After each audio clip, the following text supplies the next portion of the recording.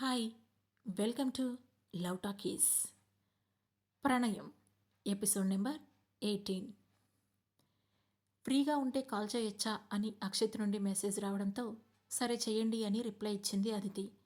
మరుక్షణమే అక్షిత్ దగ్గర నుండి కాల్ రావడంతో కాల్ లిఫ్ట్ చేసిన అదితి స్పీకర్ ఆన్ చేసింది. అటువైపు నుండి అక్షిత్ మాట్లాడుతూ, ఇప్పుడే ఆ గ్లోరీ కంపెనీ వాళ్ళు కాంటాక్ట్ అయ్యారు. ఈరోజు షూటింగ్ సెట్కి వచ్చి నిన్ను కలిసి పర్సనల్గా క్షమాపణ చెప్పాలని అనుకుంటున్నారట. మరి ఇది నీకు ఓకేనా అని అడిగాడు. వాళ్ళు తప్పకుండా రావాలి, రానివ్వండి అని నవ్వుతూ చెప్పింది అదితి. ఓకే అని చెప్పి వెంటనే కాల్ కట్ చేశాడు అక్షిత్. అదంతా విన్న సనాకు ఒక్క నిమిషం పాటు అక్కడేం జరిగిందో అర్థం కాలేదు.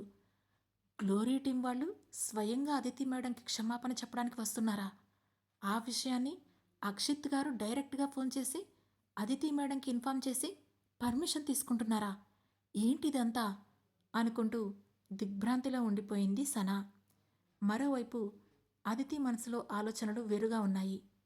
గ్లోరీ కంపెనీ సడన్గా ఇంత మారిపోవడానికి కారణమేంటి అని అక్షిత్ అడిగితే ఏం చెప్పాలో కూడా ఆమె అప్పటికే మైండ్లో ప్లాన్ రెడీ చేసుకుంది. అంతేకాకుండా చంద్రకాంత్కి మెయిల్ చేసి తాను చేసుకున్న అగ్రిమెంట్ గురించి రహస్యంగా ఉంచాలని అతనిని రిక్వెస్ట్ కూడా చేసింది. కానీ విచిత్రంగా అక్షిత్ ఆమెను గ్లోరీ కంపెనీ మార్పుకి కారణం గురించి ఒక్క మాట కూడా అడగలేదు. అసలు అతను దీని గురించి పట్టించుకున్నట్లే అనిపిస్తుంది. నిజానికి ఆమె లైలా యాడ్ ఏజెన్సీ నుంచి వర్క్ చేస్తుంది కాబట్టి వీటన్నింటి గురించి అక్షిత్కి చెప్పాల్సిన అవసరం కూడా లేదు. కానీ అక్షిత్ అడుగుతాడని ఆమె ఎక్స్పెక్ట్ చేసింది. ఏది ఏమైనా అనుకున్నవన్నీ అనుకున్నట్లు జరగడంతో ఆమెకు మనసులో సంతోషంగానే ఉంది. కాసేపటికి షూట్కి టైం అవడంతో సనాతో కలిసి లంచ్ ఫినిష్ చేసి షూట్కి వెళ్ళింది అదితి. మేకప్ పూర్తయి అందరూ సీన్ కోసం రెడీగా ఉండడంతో షూట్ కూడా త్వరగానే స్టార్ట్ అయింది. సాయంత్రం 4:30 గంటలవుతుండగా ఇండోర్ సీన్స్ అన్నీ కంప్లీట్ అవడంతో షూటింగ్ లొకేషన్ను మార్చబోతున్నారు. సరిగ్గా అప్పుడే సూట్ వేసుకున్న 4 వ్యక్తులు చేతుల్లో బ్రీఫ్ కేసులు పట్టుకొని ఆ లొకేషన్లోకి వచ్చారు. ఆ నలుగురికి ముందుగా 40 ఏళ్ల వయసులో ఉన్న ఒక వ్యక్తి నడుస్తూ ఉన్నాడు. కొత్తగా వచ్చిన ఆ వ్యక్తులను చూస్తూ అందరూ ఎక్కడి వాళ్ళు అక్కడే నిలబడ్డారు. అప్పుడే దూరం నుండి వాళ్ళని చూసిన దియా ఒక్కసారిగా ఆశ్చర్యంతో నోరు తెరిచి, అరే, గ్లోరీ ప్రెసిడెంట్ మిస్టర్ దేవ్, ఈయన ఇక్కడికి ఎందుకు వస్తున్నారు అనుకుంటూ నవ్వుతూ ముందుకు వెళ్ళి, హాయ్ మిస్టర్ దేవ్, ఏంటిలా వచ్చారు అని అడిగింది. దియాను చూసి అతను ఒక క్షణం ఆగి తన పాకెట్లో నుండి కర్చీఫ్ తీసుకొని నుదుటికి పట్టిన చెమటను తుడుచుకుంటూ, హలో మిస్ దియా అని పలకరించాడు. అప్పుడు దియా నవ్వుతూ, మీరు నా కోసం ఇంత దూరం రావడం ఎందుకు దేవ్? ఒక కాల్ చేస్తే నేనే వచ్చేదాన్ని కదా ఉత్సాహంతో కావాలని వాయిస్ పెద్దగా చేస్తూ అడిగింది దియా. సెట్లో ఉన్న వాళ్ళంతా తన గొప్పతనాన్ని చూడాలని ఆమె ఉద్దేశపూర్వకంగానే వాయిస్ను పెంచింది. అప్పుడు దేవ్ ఆమె వైపు చూసి చిరునవ్వుతో, సారీ మిస్ దియా, ఈరోజు మేము మిమ్మల్ని కలవడానికి కాదు, మిస్ అదితిని కలవడానికి వచ్చాం అని చెప్పాడు. ఆ మాట వినగానే దియాకి ఒక క్షణం ఏమీ అర్థం కాలేదు. తానేమైనా తప్పుగా విందేమో అనుకుంటూ అతని వైపు ఆశ్చర్యంగా చూసింది. ఇంతలో దేవ్ మళ్ళీ మాట్లాడుతూ, మిస్ దియా, అదితి మేడం ఎక్కడున్నారో చెప్పగలరా అని అడిగాడు. కానీ షాక్లో ఉన్న ఆమె నోటి నుండి మాట బయటికి రాలేదు. ఇంతలో అటుగా వెళుతున్న మూవీ టీంలో నుండి ఒక వ్యక్తి ఆ మాటలు విని, సార్, అదితి మేడం అక్కడున్నారు అంటూ అదితి వైపు చూపించాడు. థ్యాంక్ యూ అంటూ అతనికి కృతజ్ఞతలు చెప్పి తన వాళ్లతో సహా అటువైపు నడిచాడు దేవ్. అదే సమయంలో అదితి తన నెక్స్ట్ సీన్ గురించి డైరెక్టర్ గణేష్తో మాట్లాడుతుంది. అప్పుడు ఆమె దగ్గరకు తన వాళ్లతో సహా వచ్చిన దేవ్ అత్యంత వినయంగా, హలో మిస్ అదితి, నా పేరు దేవ్, నేను గ్లోరీ బ్రాంచ్ మేనేజర్ని. నిన్న మీ విషయంలో మా తరపున జరిగిన దానికి నేను చాలా బాధపడుతున్నాను. అందుకోసం క్షమాపణ చెప్పడానికి ప్రత్యేకంగా వచ్చాను. మీరు మా అహంకారాన్ని క్షమిస్తారని ఆశిస్తున్నాను అని అడిగాడు. ఆ మాట విని అక్కడున్న వాళ్ళంతా ఒక్కసారిగా ఆశ్చర్యంతో నోరు తెరిచారు. ఏం జరుగుతుంది? అదితికి క్షమాపణ చెప్పడానికి డైరెక్ట్గా గ్లోరీ బ్రాంచ్ మేనేజర్ వచ్చాడా అంటూ ఒకరితో ఒకరు గుసగుసలాడటం మొదలుపెట్టారు. కానీ తన చుట్టుపక్కల అంత జరుగుతున్నా అదితి మాత్రం అతని మాటను విననట్లే ప్రవర్తిస్తూ గణేష్తో డిస్కషన్ చేస్తూనే ఉంది. దాంతో దేవ్కి ఆమె ఉద్దేశం అర్థమయ్యింది. కావాలనే ఆమె అలా ప్రవర్తిస్తుందని, నిన్న తమ ఆఫీసులో జరిగిన దానికి రివెంజ్ తీర్చుకుంటుందని అర్థం చేసుకున్న అతను ఏం చేయాలో అర్థం కానట్లు డైరెక్టర్ గణేష్ వైపు చూశాడు. అప్పుడు గణేష్ తనతో మాట్లాడుతున్న అదితిని ఆపి, అదితి, మనం దీని గురించి తర్వాత మాట్లాడుకుందాం. నీకోసం గ్లోరీ మేనేజర్ వచ్చారు కదా, ముందు వాళ్ళతో మాట్లాడు. వాళ్లను ఎక్కువసేపు వెయిట్ చేయించడం ఎందుకు అని అన్నాడు. నిన్న నేను కూడా 6 గంటలకు పైగా వెయిట్ చేశాను డైరెక్టర్ గారు అని నవ్వుతూ అంది అదితి. ఆ మాట వినగానే దేవ్ మరింత ముందుకు వంగి, క్షమించండి అదితి మేడం, మేము మీ పట్ల చాలా నిర్లక్ష్యంగా ప్రవర్తించాం. దయచేసి దాన్ని మనసులో పెట్టుకోకండి అని అభ్యర్థించాడు. నిజానికి అతను అదితిని చూసి ఆశ్చర్యపోతున్నాడు. దానికి కారణం ఆసియా మార్కెట్లో M&G కంపెనీని విస్తృతపరచడానికి కావలసిన ప్లాన్స్ గురించి మెయిల్ చేసింది తన ఎదురుగా ఉన్న అదితి అంటే అతను నమ్మలేకపోతున్నాడు. అంత చిన్న వయసులో ఆమె అలాంటి ఎక్స్పీరియన్స్ బిజినెస్ స్ట్రాటజీస్ని ఎలా తెలుసుకుందా అని అతనిలో ఆశ్చర్యం అంతకంతకు పెరిగిపోతూనే ఉంది. దేవ్ మాటలకు అదితి సమాధానం చెప్పకుండా సైలెంట్గా ఉండడంతో అతను మళ్ళీ మాట్లాడుతూ, అదితి మేడం, ఈ రాత్రి మీతో కలిసి ఒక డిన్నర్ చేయాలని అనుకుంటున్నాను. మీరు దానికి ఒప్పుకోగలరా అని వినయంగా అడిగాడు. ఆ మాటకు అదితి వెంటనే ఆన్సర్ చేయకుండా పక్కనే ఉన్న సనా దగ్గర నుండి ఫోన్ తీసుకొని అందులో ఉన్న తన షెడ్యూల్ చెక్ చేసుకొని, నాకింకా షూట్ చేయాల్సిన సీన్స్ 2 మిగిలే ఉన్నాయి అని చెప్పింది. పర్వాలేదు, మీరు బిజీగా ఉంటే మీ ఆన్సర్ కోసం మేము తప్పకుండా వెయిట్ చేస్తాం అని చెప్పి మిగతా వాళ్లతో సహా వెళ్ళి షూట్కి మరోవైపున నిలబడి ఆమె కోసం వెయిట్ చేయడం మొదలుపెట్టాడు గ్లోరీ మేనేజర్ దేవ్. అదంతా దూరం నుండే చూస్తున్న దియా ముఖంలో నెత్తుటి చుక్క లేనట్లు పాలిపోయింది. అదితికి అంత మర్యాద దక్కుతుందని ఆమె ఊహించలేదు. డైరెక్ట్గా బ్రాంచ్ మేనేజర్ వచ్చి పర్సనల్గా క్షమాపణ చెప్పి ఆమె కోసం డిన్నర్ చేయడానికి వెయిట్ చేస్తున్నాడు. అసలు ఇదంతా ఎలా సాధ్యం అని తనలో తానే తీవ్రంగా ఆలోచిస్తూ ఉంది. మరోవైపు సౌరభ్ కూడా అదితి వైపు చూస్తూ అలాగే నిలబడిపోయాడు. ఇంత తక్కువ సమయంలో ఆమెలో అంత పవర్ ఎలా వచ్చిందో అతనికి అర్థం కావడం లేదు. సరిగ్గా అదే సమయంలో ఆ సెట్లోకి ఎంటర్ అయ్యాడు అక్షిత్. అతన్ని చూడగానే దేవ్ ముందుకు వెళ్ళి పలకరించాడు. వాళ్ళంతా వెయిట్ చేస్తూ ఉండడం గమనించాడు అక్షిత్. దాంతో తన చూపును అదితి వైపుకు తిప్పాడు. ఖచ్చితంగా ఆమె వల్లే వాళ్ళక్కడ నుంచొని ఉంటారని అతను ఊహించాడు. అందుకే ఎక్కువగా ఆలోచించకుండా, రండి మిస్టర్ దేవ్, మనం హోటల్లో వెయిట్ చేద్దాం. మిస్ అదితి తన షూట్ పూర్తి చేసుకొని డైరెక్ట్గా హోటల్కి వస్తారు అని చెప్పి వాళ్లను అక్కడి నుండి హోటల్కు పంపించాడు. ఆ తర్వాత సనాను పిలిచి, మీ మేడం షూట్ పూర్తయిన తర్వాత డైరెక్ట్గా హోటల్కి వచ్చేయమని చెప్పు అని చెప్పి తాను కూడా అక్కడి నుండి వెళ్ళిపోయాడు అక్షిత్. అదే విషయాన్ని అదితితో చెప్పింది సనా. దాంతో అదితి చిరాకు పడుతూ, ఈ అక్షిత్ ఇంత సడన్గా ఎందుకు వచ్చారు? ఇంకాసేపు వాళ్ళని ఇక్కడే నుంచోనివ్వాల్సింది. నేను కనీసం 3 గంటలైనా నిలబెట్టాలని అనుకున్నాను అని కోపంగా అంది. ఆ మాట విని సనా ఆమె వైపు షాక్తో చూస్తూ, మేడం, మీరు వాళ్ళ మీద రివెంజ్ ప్లాన్ చేశారా అని అంది. ఇది రివెంజ్ కాదు, సెల్ఫ్ రెస్పెక్ట్కి ఉండే పవర్. ఒక్కసారి ఇలాంటి అనుభవం అయితే కానీ మరోసారి వాళ్ళు మరో చిన్న ఆర్టిస్టుతో ఇలా బిహేవ్ చేయకుండా ఉంటారు అని అంది అదితి. ఆ మాటకు సనా కూడా అవునంటూ తలూపి, కానీ ఇప్పుడు ఏం చేయగలం మేడం, అక్షిత్ సార్ వాళ్ళని తీసుకెళ్ళిపోయారు. మిమ్మల్ని కూడా షూట్ అయిపోగానే డైరెక్ట్గా డిన్నర్కి వచ్చేయమని చెప్పేశారు అని అంది సనా. దాంతో సర్లే, అతను ఇన్వాల్వ్ అయ్యాక మనం మళ్ళీ డిస్టర్బ్ చేయడం బాగోదు అని చెప్పి తన షూట్లో నిమగ్నమయ్యింది అదితి. కాసేపటికి షూట్ పూర్తవడంతో తన మేకప్ క్లీన్ చేసుకున్న తర్వాత గణేష్ దగ్గరికి వెళ్ళి, ఈరోజు నైట్ డిన్నర్కి మీరు కూడా రండి అని ఇన్వైట్ చేసింది అదితి. ష్యూర్ అదితి, తప్పకుండా వస్తాను అని నవ్వుతూ చెప్పాడు గణేష్. మరోవైపు వాళ్లకు కొంచెం దూరంలోనే ఉన్న దియా, సౌరభ్ అక్కడ జరిగేదంతా సైలెంట్గా చూస్తూ నిలబడ్డారు. అప్పుడు దియా అసూయగా అదితి వైపు చూస్తూ, చూస్తున్నావుగా సౌరభ్, ఆమె ఇప్పుడు ఒక పెద్ద స్పాన్సర్ను పట్టింది. ఇక నీ గురించి పట్టించుకోదు. నువ్వు అనవసరంగా తన కోసం పాకులాడకు అని చెప్పింది. ఆ మాట విన్న సౌరభ్ ముఖం విసుగ్గా పెట్టి, దియా, నీ ఆలోచనలు అస్సలు సరిగ్గా లేవు అని అన్నాడు. దానికి కారణం అదితి పట్ల అతనికి ప్రేమ లేకపోయినా ఇంతకుముందు అదితి తనపై చూపించిన ప్రేమపై మాత్రం అతనికి అనుమానం లేదు. ఆ సమయంలో ఆమె నిజంగానే తనను ఇష్టపడిందన్న విషయం సౌరభ్కి బాగా తెలుసు. అందుకే ఆమె అక్షిత్కు వలవేసిందనే మాట సౌరభ్కి నచ్చలేదు.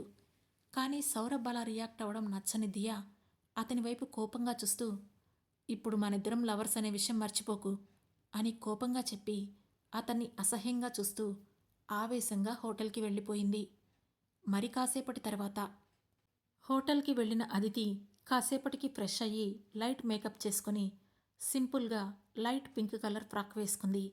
దాంతో ఆమె మరింత యంగ్గా గ్లోయింగ్గా కనిపించింది. ఆమె మేకోవర్ చూసి, మేడం, మీరు చాలా బ్యూటిఫుల్గా ఉన్నారు అని చెప్పింది సనా. ఆ మాటకు చిన్నగా నవ్వి, థ్యాంక్ యూ, నువ్వు డిన్నర్కి రావడం లేదా అని అడిగింది అదితి. లేదు మేడం, మీరు వెళ్ళండి, నాకు కొంచెం వర్క్ ఉంది అని చెప్పింది సనా. దాంతో అదితి ఆమె వైపు కొంచెం అనుమానంగా చూసింది. అయినా పెద్దగా వాదించకుండానే, సరే నీ ఇష్టం అని తాను మాత్రం బయలుదేరి హోటల్కి వెళ్ళిపోయింది. ఆ సమయంలో హోటల్లో ఉన్న గ్లోరీ ఏజెంట్స్తో మాట్లాడుతూ వాళ్లను ఎంగేజ్ చేస్తూ ఉన్నాడు అక్షిత్. సరిగ్గా అప్పుడే హై హీల్స్ను టకటకలాడిస్తూ స్టైలిష్గా నడుచుకుంటూ వస్తున్న అదితి దూరం నుండి అతని కంటపడింది. ఆమెను చూడగానే ఒక్కసారిగా అక్షిత్ గుండెల్లో ఏదో తెలియని అలజడి మొదలయ్యింది. ఉన్నపాటుగా లేచి వెళ్ళి ఆమెను హత్తుకొని కిస్ చేయాలన్న కోరిక కలిగింది. కానీ తనను తాను కంట్రోల్ చేసుకుంటూ, కమ్ అదితి, ఇక్కడ కూర్చో అంటూ లోపలికి వచ్చిన అదితిని పిలిచాడు అక్షిత్. అది చూసి ఒక క్షణం పాటు అక్కడున్న వాళ్ళంతా ఆశ్చర్యపోయారు. అక్షిత్ స్వయంగా ఆమెను తన పక్కకు రమ్మని పిలవడంతో వాళ్లంతా అనుమానంగా చూశారు. ఆ చూపులను వెంటనే గ్రహించిన అదితి కోపంగా పళ్ళు కొరుకుతూ అతని వైపు చూసింది. కానీ అక్షిత్ పట్టించుకోకుండా అప్పుడే వచ్చిన డైరెక్టర్ గణేష్ను కూడా పిలుస్తూ, గణేష్, మీరు కూడా రండి అని పిలవడంతో అతనితో పాటు మౌనంగా వెళ్ళి అక్షిత్ పక్కనే ఉన్న చైర్లో కూర్చుంది అదితి. అప్పుడు గ్లోరీ బ్రాంచ్ మేనేజర్ దేవ్ మాట్లాడుతూ, మిస్ అదితి, నాకు నిజంగా తెలుసుకోవాలనుంది కాబట్టి అడుగుతున్నాను. మీరు తప్పుగా అనుకోకండి. మా ఏషియన్ బ్రాంచ్కి ఆ మెయిల్ నిజంగా మీరే పంపించారా?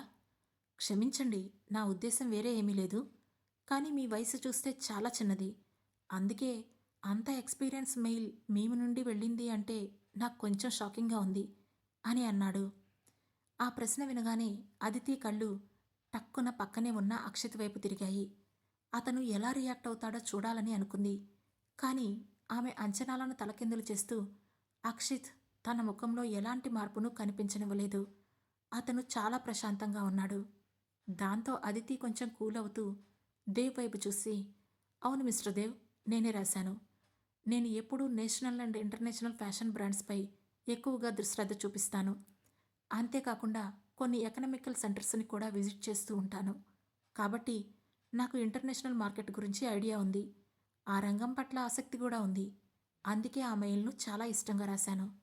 అది ఎంఎన్జీ అధినేత కృష్ణకాంత్ గారికి అంత బాగా నచ్చుతుందని నేను ఊహించలేదు. అతనికి నచ్చడం కేవలం నా లక్, అంతే. ఇంకా దీని గురించి ఏదైనా మాట్లాడాలనుకుంటే మనం తర్వాత మాట్లాడదాం. ఈ డిన్నర్ టైంలో బిజినెస్ గురించి మాట్లాడడం అంత కరెక్ట్గా ఉండకపోవచ్చు అని అంది. ఆ మాటను వెంటనే దేవ్ కూడా అంగీకరిస్తూ, ఎస్ ఎస్, మీరు చెప్పింది కరెక్టే, ఐ అగ్రీ అని అన్నాడు.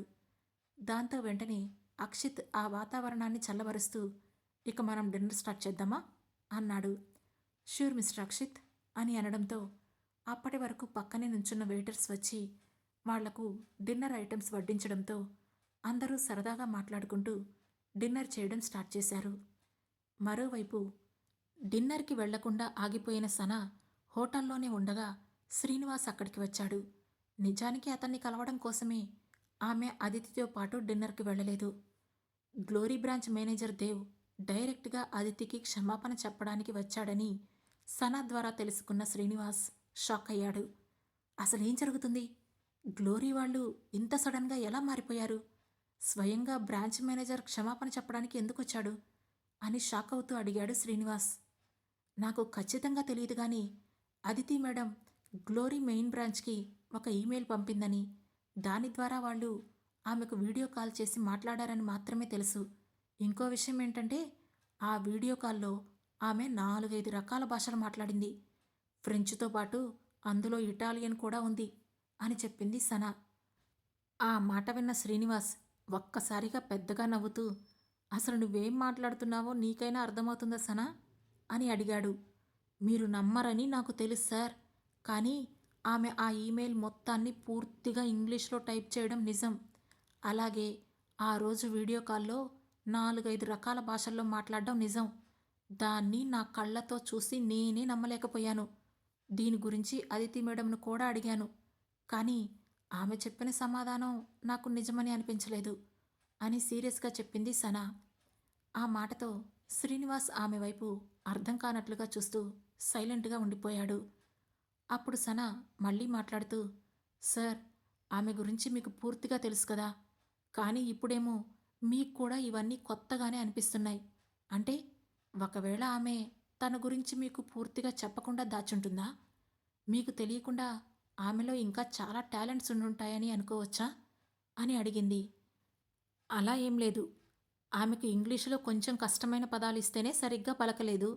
అలాంటిది ఇలాంటివన్నీ ఎలా మాట్లాడగలుగుతుంది? సరే, ఇంకా ఆమె ఏమి విచిత్రంగా ప్రవర్తిస్తుందో చెప్పు అని ఇంట్రెస్ట్గా అడిగాడు శ్రీనివాస్. అప్పుడు సనా అదితిలో తాను గమనించిన విషయాలన్నీ గుర్తు చేసుకుంటూ, అదితి మేడం ఫుడ్ విషయంలో చాలా యాక్టివ్గా ఉంటారు. ఫుడ్ని చాలా బాగా ఎంజాయ్ చేస్తున్నారు.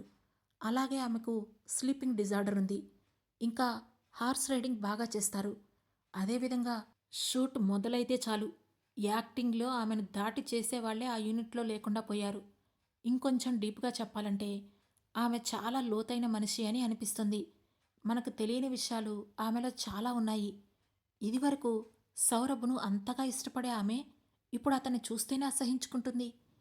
ఇక ఆమెకు వచ్చిన భాషలకైతే లెక్కే లేకుండా పోయింది అని వరుసగా చెబుతూనే ఉంది సనా. అవన్నీ వింటున్న శ్రీనివాస్కు ఎందుకో మనసులో భయం మొదలయ్యింది. దాంతో అతను కొంచెం వణుకుతూ ముందుకు వంగి, సనా, నిజం చెప్పు, ఆ అదితి ఈ మధ్య ఎప్పుడైనా రక్తం తాగడం చూసావా అని అడిగాడు. ఆ మాటకు సనా ఒక్కసారిగా భయంతో నోరు తెరిచి, శ్రీనివాస్ గారు, మీరు నన్ను భయపెడుతున్నారు అని అంది. నేనేమీ భయపెట్టడం లేదు, కానీ నువ్వు చెప్పినవన్నీ వింటే అసలు తను అదితియేనా లేక ఆమెకు దెయ్యం పట్టిందా అని నాకు కూడా అనుమానంగానే ఉంది అని అన్నాడు శ్రీనివాస్. దాంతో సనా కూడా అవునంటూ తల ఊపుతూనే, ఒకవేళ ఆమె సూసైడ్ అటెంప్ట్ చేసిన తర్వాత లైఫ్ గురించి బాగా అవగాహన వచ్చుంటుందా, అందుకే ఇవన్నీ నేర్చుకొని ఉంటుందా అని అనుమానంగా అడిగింది సనా.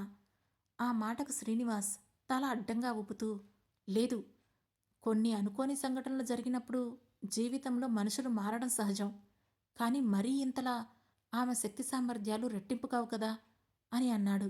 నిజమే అన్నట్లు తలూపింది సనా. నాకు నిజంగానే ఏదో అనుమానంగా ఉంది, మనం ఏదో ఒకటి ఆలోచించాలి అన్నాడు శ్రీనివాస్. దాంతో ఏం చెయ్యాలా అని వాళ్ళిద్దరూ తీవ్ర ఆలోచనలో పడ్డారు. అదే సమయంలో డోర్ బయట నుండి అదితి, అక్షిత్తుల మాటలు వినిపించాయి. బయట క్యారిడార్లో అక్షిత్తో కలిసి మాట్లాడుతూ తన గది వరకు వచ్చింది అదితి. ఇక రెస్ట్ తీసుకో, ఇప్పటికే చాలా లేట్ అయింది, నేను వెళ్తున్నాను, గుడ్ నైట్ అని అన్నాడు అక్షిత్. ఓకే, గుడ్ నైట్ అని చెప్పి తన దగ్గర ఉన్న కార్డుతో హోటల్ రూమ్ డోర్ను ఓపెన్ చేసిన అదితి గదిలోకి అడుగుపెట్టింది. ఆ మరుక్షణమే తన దగ్గర ఉన్న డ్రెస్ చున్నీతో ఒక్కసారిగా అదితిని చుట్టి బంధించిన శ్రీనివాస్, సనా, త్వరగా రా, వచ్చి హెల్ప్ చెయ్యి అని అరిచాడు. ఆ తర్వాత ఏం జరగబోతుంది తెలుసుకోవాలంటే వెంటనే మా లవ్ టాకీస్ ఛానల్ను సబ్స్క్రైబ్ చేసుకొని ప్రణయం సిరీస్లోని నెక్స్ట్ ఎపిసోడ్ను వినండి. మా ఈ కథలు మీకు నచ్చినట్లయితే లైక్ చేసి, షేర్ చేసి, కమెంట్ చేసి, హై పాయింట్స్ కూడా ఇచ్చి మమ్మల్ని సపోర్ట్ చేయండి. Thank you.